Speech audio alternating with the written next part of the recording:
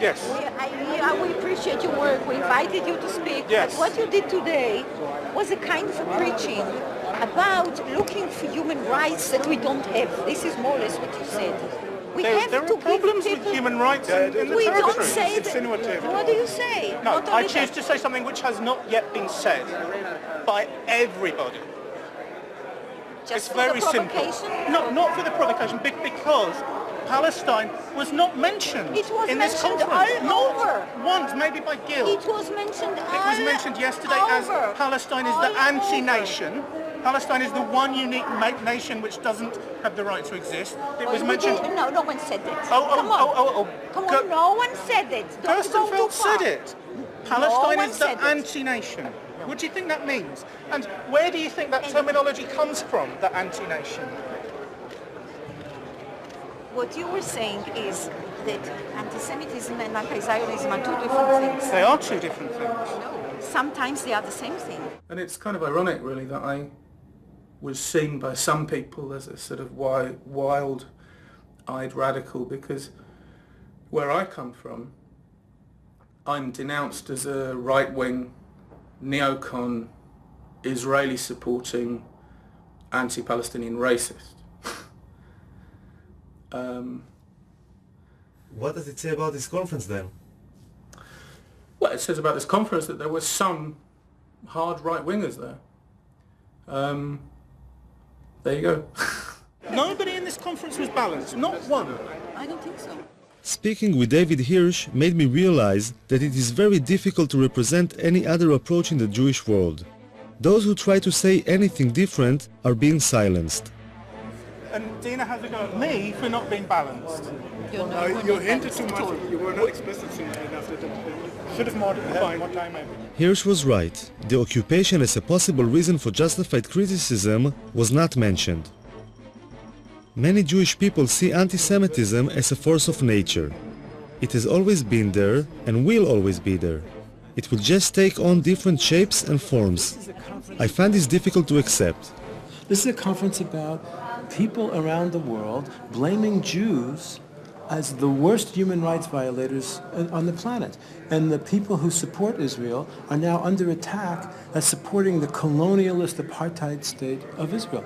This is a warrant for attack on Jewish people. It is internationally recognized that anti-Zionism is sometimes anti-Semitism. You know what? And who As an Israeli, can... this is the only thing that leaves me hope, to differentiate these two. Why? Because otherwise there is no hope. Otherwise, this is a doomed... But this is closing this your is eyes. A doomed, You're right. fatalistic But you're approach, closing your which eyes. gives us no hope at all. No, but no. you see what he's doing?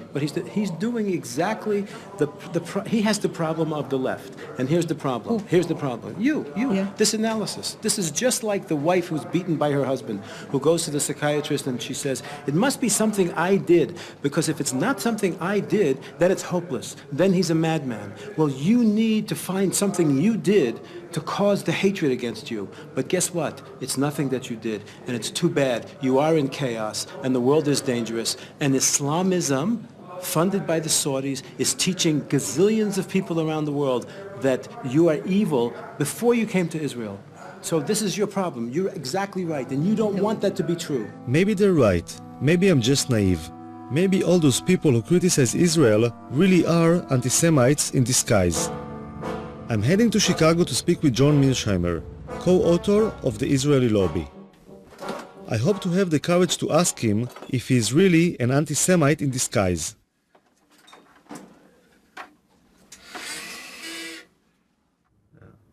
But did you kind of took a few minutes to question yourself when you've been blamed as being anti-Semite? Did you try to think about it between yourself and yourself, I don't know if you have this expression, within yourself, did you take some moment to think maybe some of it was influenced by something which is, could be interpreted as anti-Semitism? No, because I'm not anti-Semitic, and I never had any doubt that I wasn't anti-Semitic, and I just didn't see any need to do this. My arguments are not in any way, shape, or form hostile to Jews or hostile to the state of Israel. And in fact, Steve Walt and I go to great lengths in the books to make in the book and in the article to make the case that we think the lobby's policies are not in Israel's interest or in America's interest.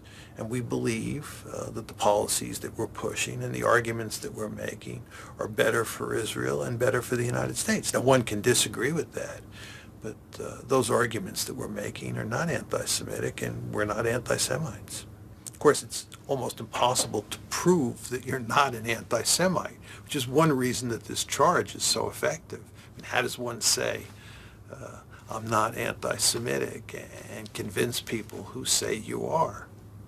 My best friend is Right, that's what you end up saying, that my best friends are Jews. And some of my best friends are Jews, and of course this is not a very convincing argument. In fact, it's an argument that's almost guaranteed to lose. There's no question that anti-Semitism has been a poisonous and potent phenomenon over time. And there's no question that someone like Abe Foxman, who grew up as an infant and a young boy in Europe during the Holocaust, is going to be affected by that history of anti-Semitism. They say that eventually it's bad for Israel as well, not only for the United States, but this policy eventually will be bad for Israel as well. But that's not their goddamn business. Who the hell asked them to decide what's good for you? You know, who are they? Who are they who come to a judgment what will provide safety and security for you? Keep in your mind. That's not their business. Look, I have an obsession in this place with one thing, which we need to find a way. The latest battle Abe Foxman had taken upon himself against the anti-Semitic Polish dolls made me realize that his devotion to Israel is only part of the overall picture. Traditional Jew, I would say even stereotypic Jew, holding a bag of money and a zloty. It's a good luck charm to buy people if they go into a new house or business because the Jews are so good with money. It is disgusting. It is disgusting. And now, in the economic crisis, you want to know how serious Jews and money is? Jews are money. Is that what you want? But somebody's good with money. It's not a bad thing, you know, You know what? We're in Auschwitz. Those are the things that paved the stones to lead to Auschwitz. Because if Jews have money and you can get rid of the Jews, you can get their money. What kind of a good thing is that? Foxman is like a very sensitive radar for Jewish issues. The memory of the Holocaust is always in the background, like a warning sign of what can happen if things are not dealt with at the right time. I want to ask you a question. Look over here. Do you see a Holocaust coming? It's crazy. There's so much hunger, so much starvation in the world. So many people are suffering. And you want me to get excited about some idiot painting a swastika somewhere? Finkelstein lost his job at the university because of what he claims was pressure from the Israeli lobby. Then he was denied entry to Israel because he was, as the authorities described, a security hazard, which being Jewish himself is probably unprecedented. Finkelstein reminds me of the biblical prophets of doom, who were always being pelted with stones for saying things nobody wanted to hear. One of the major kind of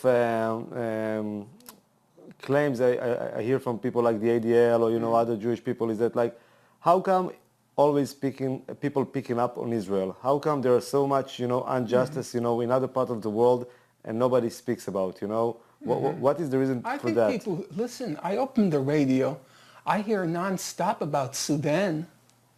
I hear nonstop about Tibet. I hear nonstop about Darfur. I hear a lot. The only place I hear excuses made for is Israel. That's the place where I hear excuses. And we do have to remember, it is the oldest occupation in the world. I mean, 40 years really is enough. It's older than you. It's older than you. the occupation. Doesn't that kind of stun you? The irony is that the Nazi Holocaust has now become the main ideological weapon for launching wars of aggression. Every time you want to launch a war of aggression, drag in the Nazi Holocaust. It's the suffering then used as another pretext or excuse to humiliate, degrade, and torture the Palestinians. That's the problem. The suffering comes as a package.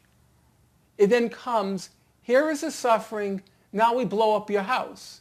Here is the suffering, now we take your land. Here is the suffering, now we drop artillery shell or shoot artillery shells at your villages. It's a package deal with Israel and its American supporters. It's not just suffering, it's suffering which is then wrapped in a club. And the club is then used to break the skulls of the Palestinians. That's the problem. It's not being used to educate people. It's not being used to enlighten people. It's not being used to make people more moral. It can be. But it's not. I mean, it's not. That's the whole point. Of course it can be, but it isn't.